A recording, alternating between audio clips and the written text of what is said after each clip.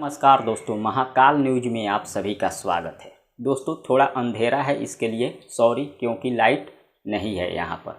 चलिए शुरू करते हैं। आपको बता दें दोस्तों, भोजपुरी के लिए एक बहुत ही गर्व की बात है और ख़ास तौर पर खेसारी लाल यादव के लिए, क्योंकि खेसारी लाल यादव जी आजकल भोजपुरी को बहुत ही ऊंचाइयों तक लेकर जा रहे हैं।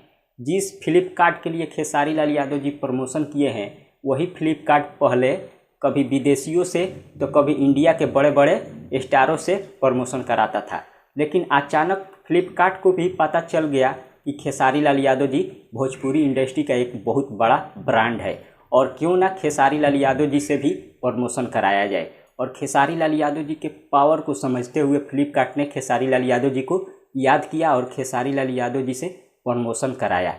यानी कि आप लोग सोच सकते हैं खेसारी लाल यादव जी का पावर क्या है भोजपुरी में और पूरे इंडिया में। इसके बारे में आप सबका क्या राय है, कमेंट के जरिए हमें ज़रूर बताइए। मिलते हैं अगले वीडियो में। धन्यवाद।